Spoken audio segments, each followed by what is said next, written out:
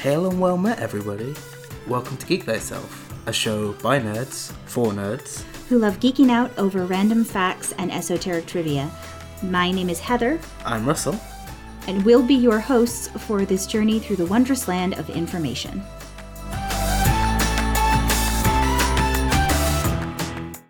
Hi everyone, and welcome back to Geek Thyself. Hello. We're doing the thing again. It's us with the thing. Oh, it's been a long day. But let's carry on. For both of us. Yes, a little bit. Okay. So, Geek Thyself, the podcast that we do every week. Mm-hmm. Wow. We speak English really well right now, guys. We're great at it. We're so good. Okay. So, this week, we decided to jump back to a topic that we touched on, like, related topics before, like with Roman. I think we did Roman before. We did Greek mythology. It was Greek. That was what it was. But it relates very strongly to Roman, so we kind of touched on both. Yeah, but we also touched on this one a little bit, which is Egyptian, which is stuff that we know a little bit more about after maybe doing a bit of research.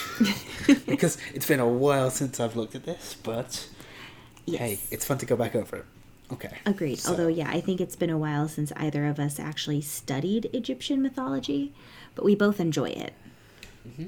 Did you ever study it during your education? Was it something that was taught in that or was it kind of touched on and then you had to sort of do it yourself? It was touched on a little bit. So Egyptian mythology, I think we talked about it last time, how the Greek and Roman mythology was just kind of glossed over in terms of Greek history. And Egyptian mythology was somewhat similar, where it was just kind of glossed over and mentioned, but it wasn't necessarily a full-on course of study. But I also, to be fair, I went to a private school when I was in elementary school and middle school. I switched over at the end of middle school and into high school and went to public school, but before then I was at a private school. So I don't know if the curriculum would have been different if I'd been in a public school. I might have learned more. I'm not sure. That's interesting. How old do you think you would have been when you learned about that? Because I'm just curious if it happened around the same kind of age. That is all. I think I was probably around 12. Okay, so you would have been a little older than me. 10 or 12, maybe. Yeah, I learnt it between when I was about 8 to 10, so... Okay. Yeah, again, so it was very history-light at the time, but I was just generally curious about it anyway, so I had to look at it elsewhere to get it. Same, and honestly, I mean, to be fair, generally speaking, European schools are a little bit ahead of American schools. I don't know about that. Well, to be fair, I don't have any experience in schooling, so. Well, if you look at worldwide test scores, America's not at the top. I don't think the UK is either, is it? No, but I think you're ahead of us. Oh, didn't know that. I'm fairly certain. But this is off topic, as it's one of our tangents that we're so good at. I mean, yes, it is. But it's to do with schooling and when we learnt about this. So, I was a little younger when I started learning about this, and you were slightly older, and then branched out from there. Yeah, yes and no. So the thing about Egyptian mythology is that even though it wasn't heavily taught in school, I grew up in San Jose, California. I've mentioned that before on the show. But in San Jose, there is a museum called the Rosicrucian Egyptian Museum. I don't know a lot about the Rosicrucians. My understanding is that it's a type of religion and or an order, kind of like the Masons or an Elks Lodge sort of thing. I don't know a lot about it, so I might not be getting all that information correct, so don't get mad at me if there's any Rosicrucians listening. But they have an Egyptian museum in San Jose near the Rose Garden, and it's, I mean, I don't necessarily think it's on par with, like, some of the crazy fancy ones like the Smithsonian or something. But it is known to be a pretty good Egyptian museum, and they've got a lot of different information on mythology. They have a recreation of a portion of a tomb. Oh, that's cool. They've got lots of mummies. They've got, the hieroglyphics and images and a lot of jewelry and various things. And my dad is a huge history buff. So growing up, even if I wasn't learning it in school, I watched a lot of History Channel specials and stuff, and there were a lot on Egyptian history. And we'd go to the Rosicrucian Museum and see stuff, so I learned some there too. So it wasn't necessarily mythology specific, but I did learn about Egyptian mythology and history and stuff because of those factors. My brother and I used to joke that we knew more about the history of the Bible than some of our Christian friends, just because of our dad's love of the History Channel. To be clear for anyone who's listening, I specifically mean the history of the Bible. So like, yes. Who wrote it? What kind of studies have they done? What do we know about the actual time period during which the Bible was being written? I don't mean what happens in the Bible. I'm not going to claim I know more about that than a Christian. But the history of where the Bible started and came from, specifically, is what I'm referring to. That's still really cool.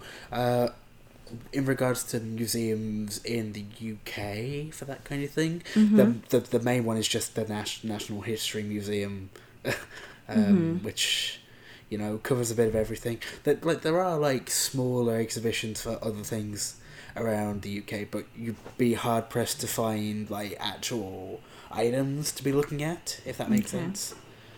Yeah, well, you guys also don't have as much space. Look. Well, no, I don't mean anything by that. I just mean legitimately there's not as much space for you to have large museums. I spent time in Yorkshire, which is arguably one of the least populated areas of the... Yeah, no, you could make that argument. The main part of England, because there's a lot of farmland and a lot of moors and dales and things like that. And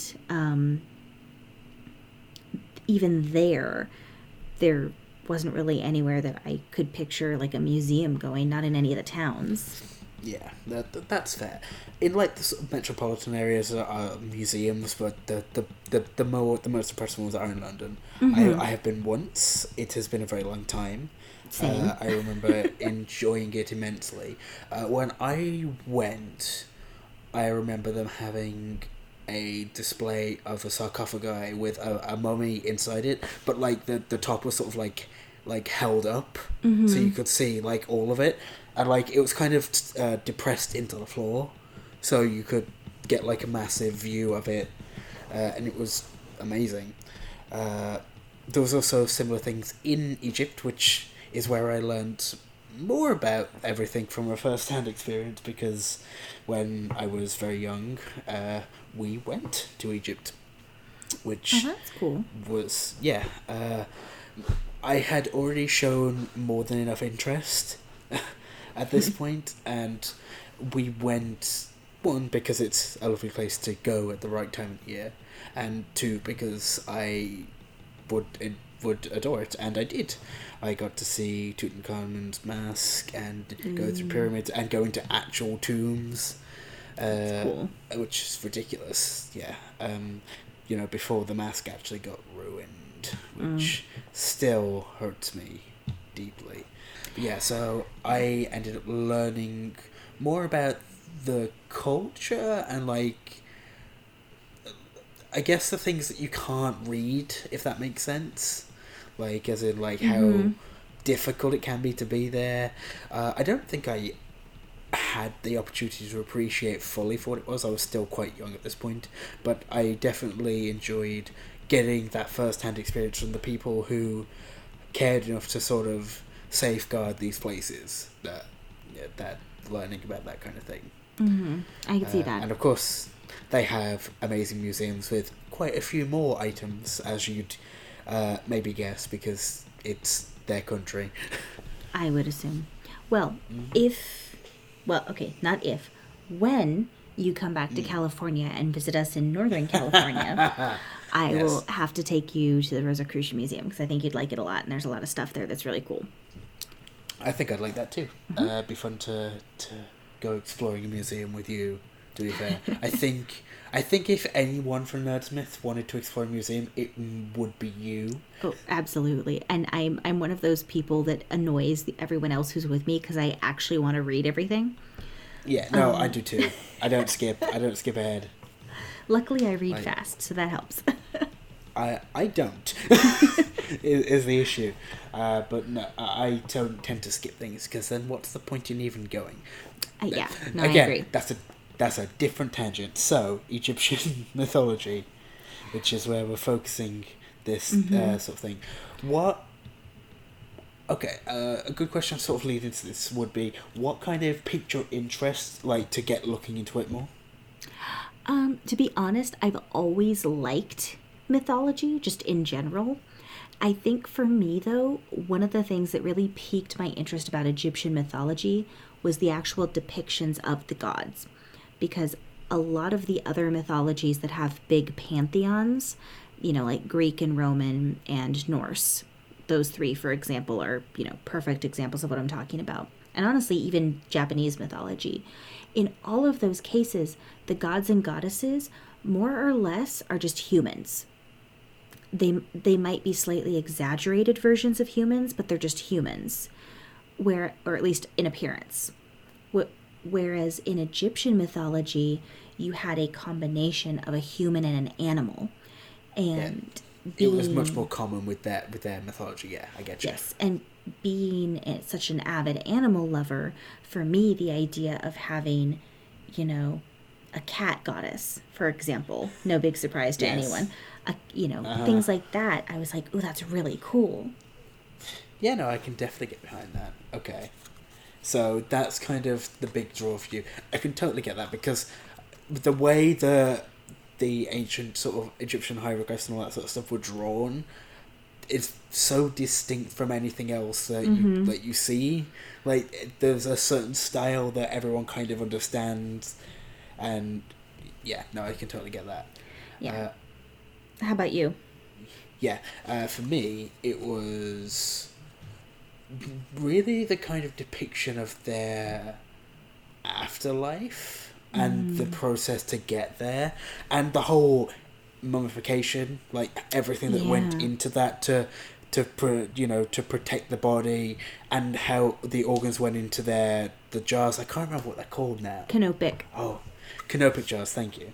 But like each one had a specific god representing them, and like each one, it was very ritualistic, obviously. It all was, and this was done obviously for royalty and pharaohs and stuff, but it could also be done for anyone who wanted this kind of thing. Well, who could afford it.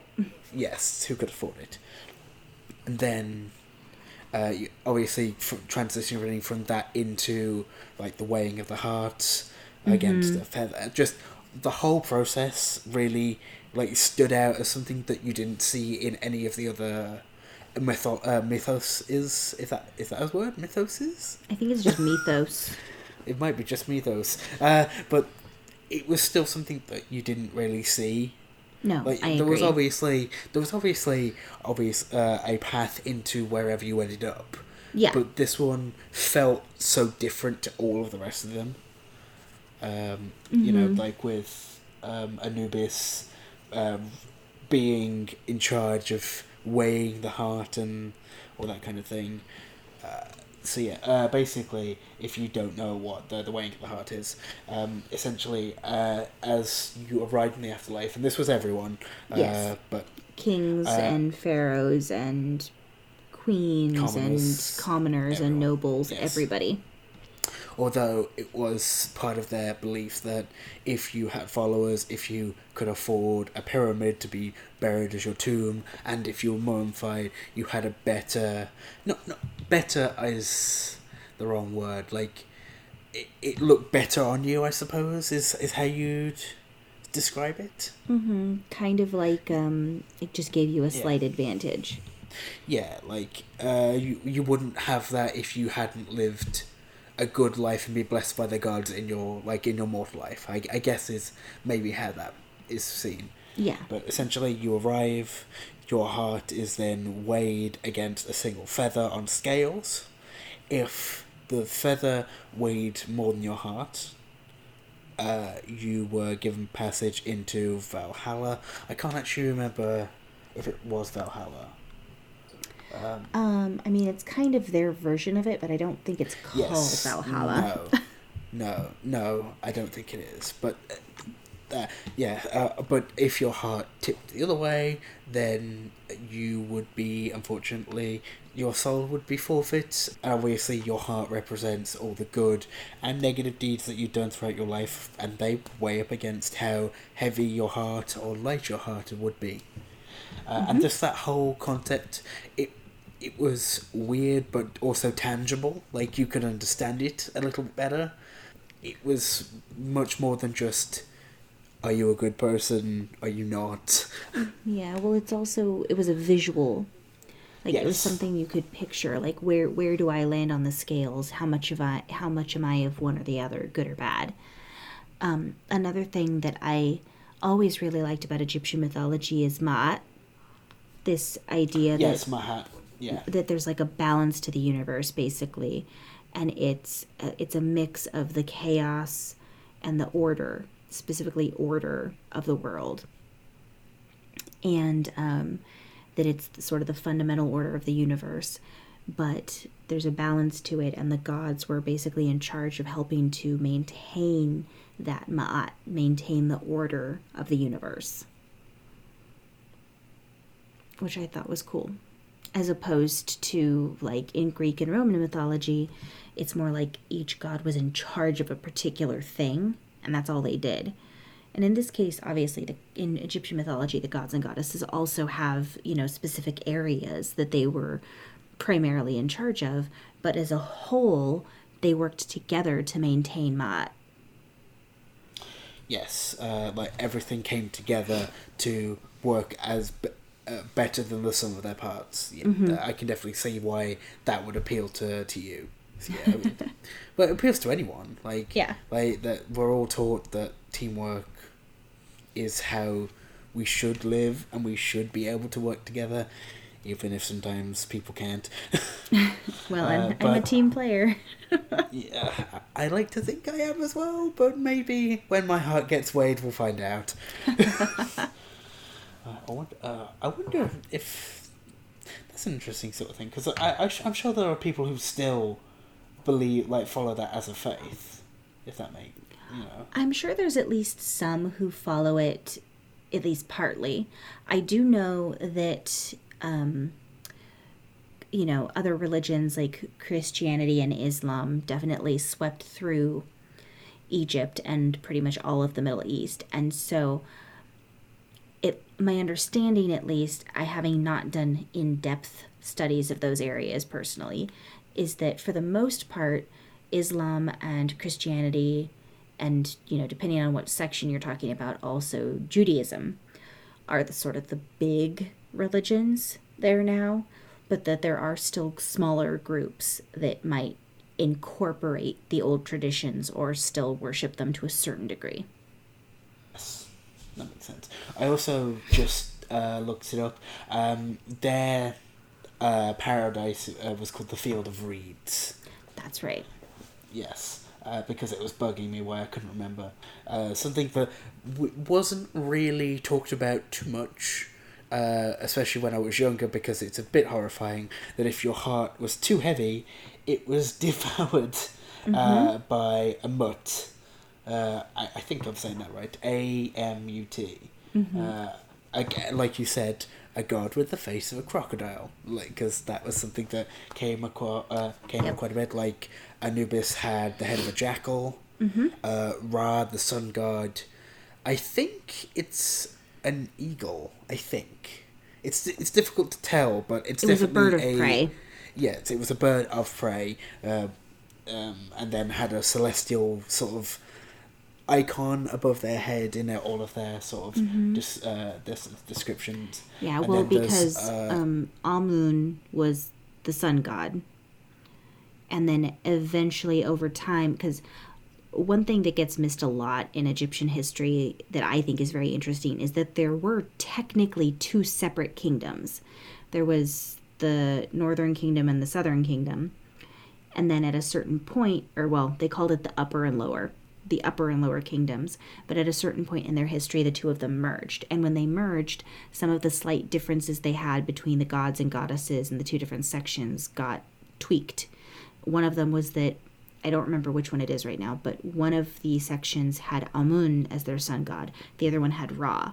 And so when they joined them together, they kind of glomped Amun and Ra together and created Amun-Ra. That's... Yep. It's... There's an awful lot of random things. Or not random things. Just some things that when you hear them, after a while, you're like, yeah, that happened. Well, and it's things like the goddess Bast. So before the merge, she was referred to as Bast. And again, I can't remember which section of Egypt she was favored in, but basically, in the mythology, if you go through and look at everything, Bast has a sister, Sekhmet. Sekhmet has a lioness head. Bast has a cat head. Sekhmet was like the warrior fighter woman, and Bast was more gentle. However, before all of that, Bast also had a lot of warrior tendencies. But then after the merge between the two kingdoms, other goddesses were favored as like the warrior goddesses, and she got downplayed a little. And that's when her name started getting referred to as Bastet instead of just Bast, because the et at the end, turning it from Bast to Bastet, was a indicator that she was slightly lesser. Okay, I didn't know that. Because I'd obviously heard of Bastet. I assumed that they would be connected in some way because of the similarity in name, but I didn't know that they essentially got demoted. Yeah, they are technically the same, Bast and Bastet.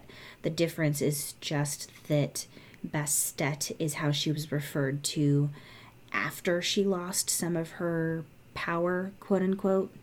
After she was slightly lessened in terms of her importance, that's when she became referred to as Bastet instead of just Bast.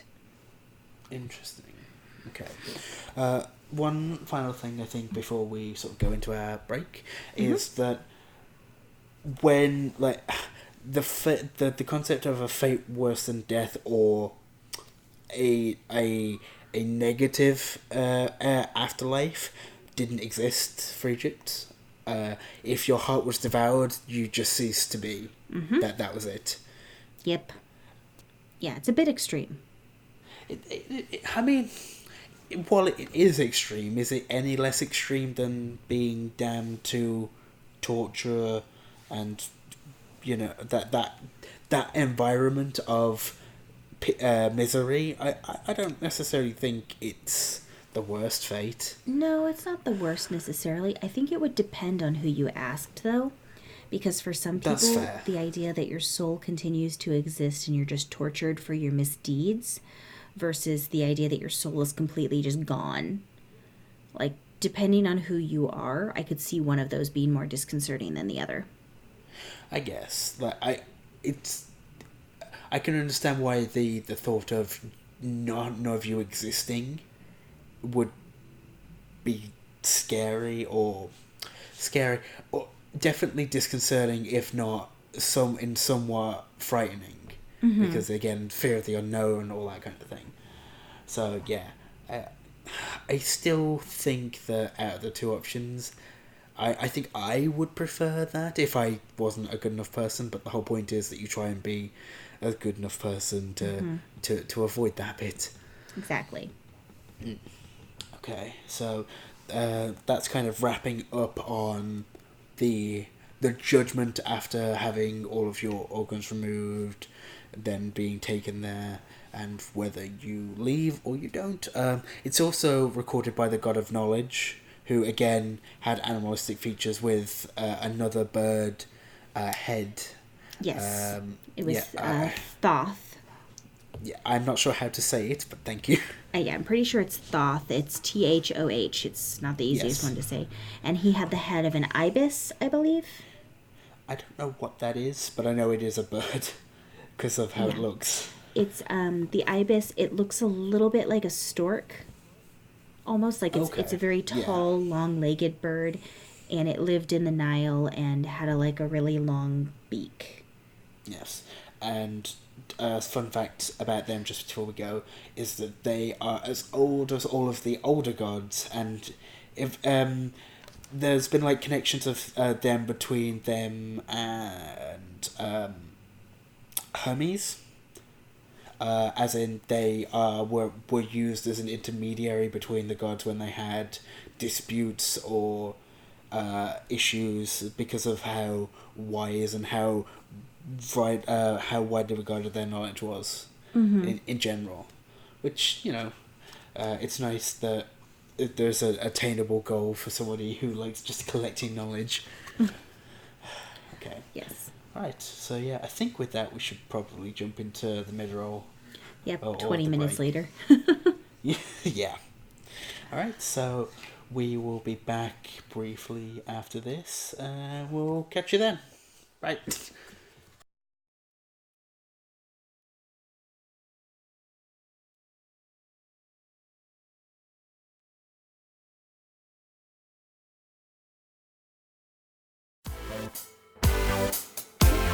Hi everyone, welcome to the mid-roll. So to start us off, I'm going to talk about World Anvil.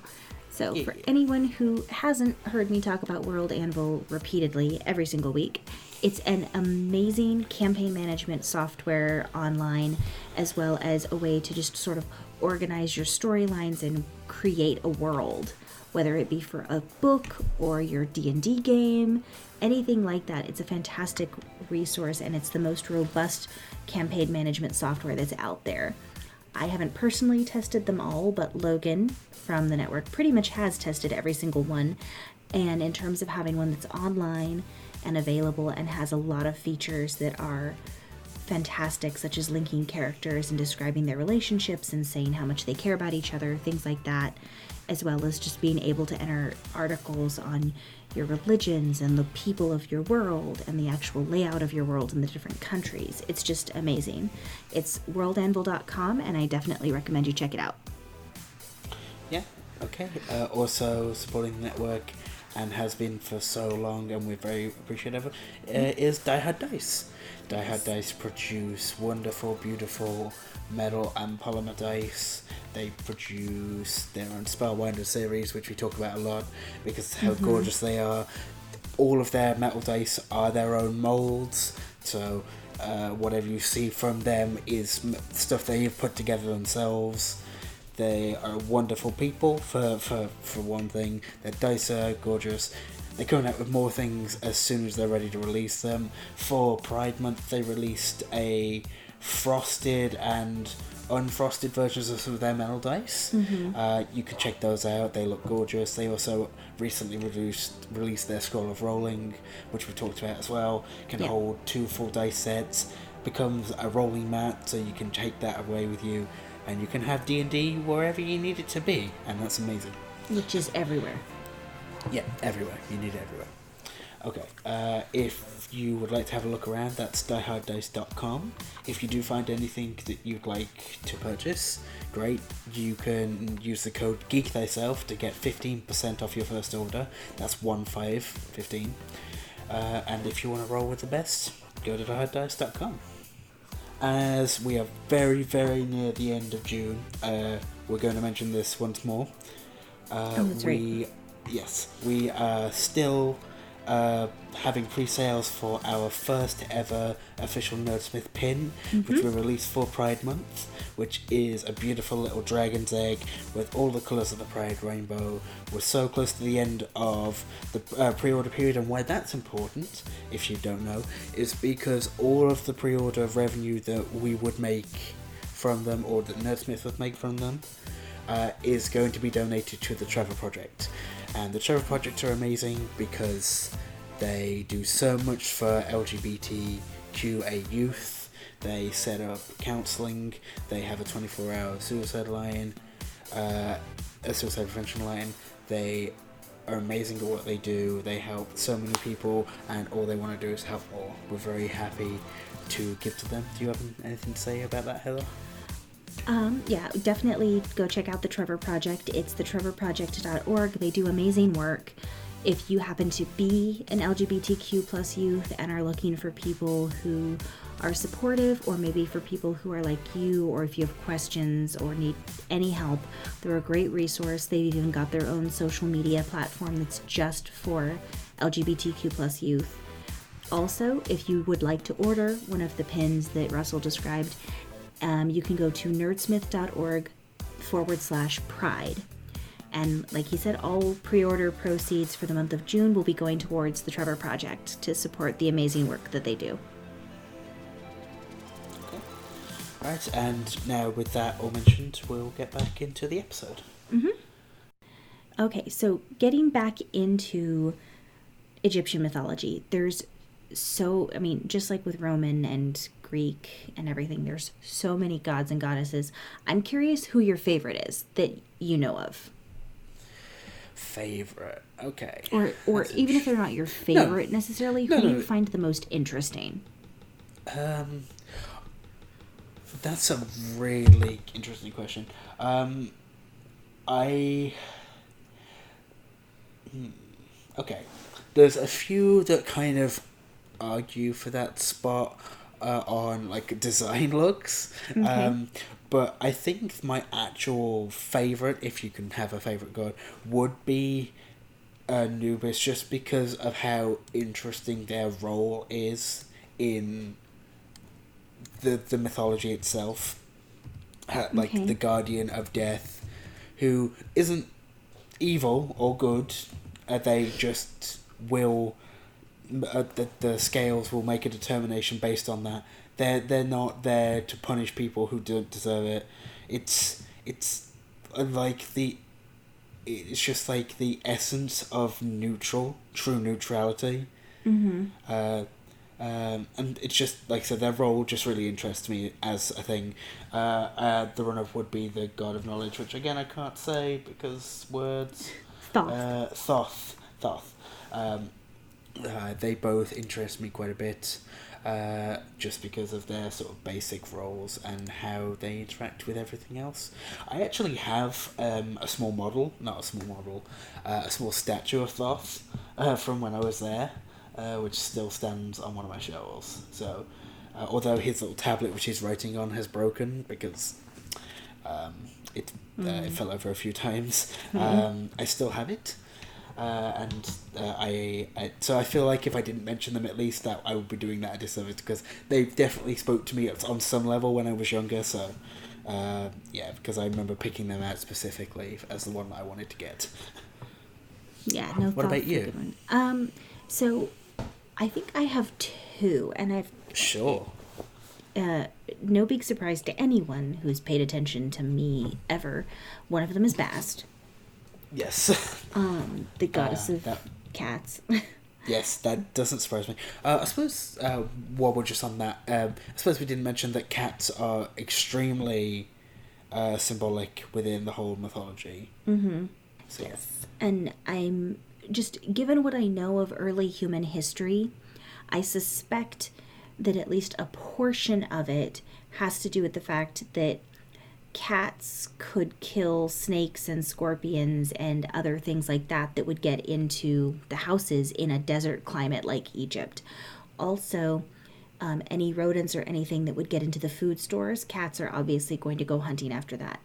So it's no big surprise that cats were seen as sort of protectors. And then Bast, the goddess of cats, was also known as being a protective goddess. She could protect your household. She would protect people. It wasn't uncommon for them to wear amulets of her likeness for good luck, especially during days that were supposed to be bad luck or something like that. And she was also in, again, Bast, not Bastet, because she got kind of downplayed later in her existence. But as Bast, she was also sometimes pictured even holding a knife to fight with. And she would fight the chaos serpent I don't know how you say this one. I don't know if it's Apep or Apep, but it's APEP. So because of all of those things, and she's a cat, so of course she's one of my favorites. Yes. The other one that I like a lot is actually Bes, Bes. He's the god of dwarves, but he's also a protector of households, of mothers, and of children. And he was supposed to be basically like the ugliest god in Egypt, more or less. Like, he was so ugly that he could use it to scare off evil spirits, kind of thing. And so he would be on amulets and things like that as protection for the house, or for protection for people in the house. And part of it is that Egyptians had a belief that anyone who was born different was sort of mystical or magical. So as opposed to, some cultures where someone who was, who had dwarfism, or someone who had some other sort of birth defect that was a deformity, would have been considered potentially evil, or like devil infested or demon infested or something like that. In ancient Egypt, they were considered to be mystical or magical because they were like God touched, which I think is really cool. But also he was known as a god of like the common people. So he was a god that would watch over like the common men and women and children. He wasn't like a god that the nobles necessarily invited in. He was like the everyday dude protector, which I like. Yeah, that's always nice that you can find something like that, because obviously there's a big focus on the pharaohs and the royal line in that kind of sense. So it's nice that there is someone for like what would be classed as lower people at the time. Mm-hmm. All right. Okay. Is there anything else that really interests you that we could probably talk about before we wrap up? I mean, there's so many things. One thing that's interesting, but that I think a lot of people do know, is that in Egyptian mythos or religion, or whatever term you want to use, it was believed that you could take things with you into the afterlife.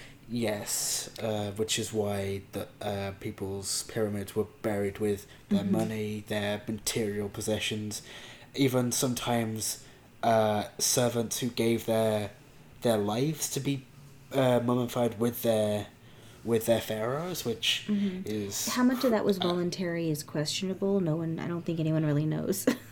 No, it's difficult to tell sometimes. You hope that it's voluntary. You hope, but... Yeah, yeah. The other thing, though, a lot of people think it's strange that the Egyptians have so many mummified cats, if you look through their tombs and everything. But like I mentioned, in their mythos and their belief, cats were protective. They were protectors of the household, and they protected the food which the people needed to eat. So that's partly why they were revered so strongly. And then on top of that, there's a very important goddess who happens to also have the head and sometimes body of a cat. And so, yeah. So that's why so many of them were mummified and preserved that way, is because the people respected and loved them and cherished them for the help and protection they felt they were provided by the cats. And they wanted to take that with them into the afterlife and kind of keep the spirit of the protective cat around, and so they'd get mummified. Yeah, it's interesting how sometimes cats got a better funeral than some of the people that they worship. Worshipped is perhaps a strong word. Revered. I think I like your word, revered. Okay. Well, with that, then I guess we'll talk to you guys next week. Yeah, if you have any questions or things like that, feel free to let us know. If you want to just share other things that you find out, cool. We're very happy to listen to you because we're always happy to be learning.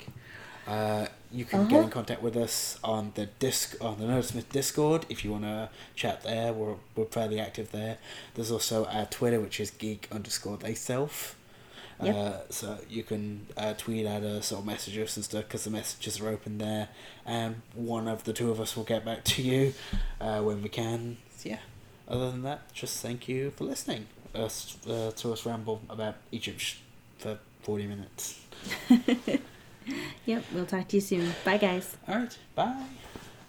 Thank you for listening to this week's episode of Geek Thyself. Don't forget to check out all the other amazing content on the Nerdsmith Network. If you have any questions for either of us, you can get in contact with us on Twitter at geek_thyself. You can also email us at geekthyself@nerdsmith.org. And please don't forget to go to iTunes and leave us a review, or also go anywhere you listen to your podcasts. We'll be back next week with another informative and fun episode. And until then, don't forget to geek thyself.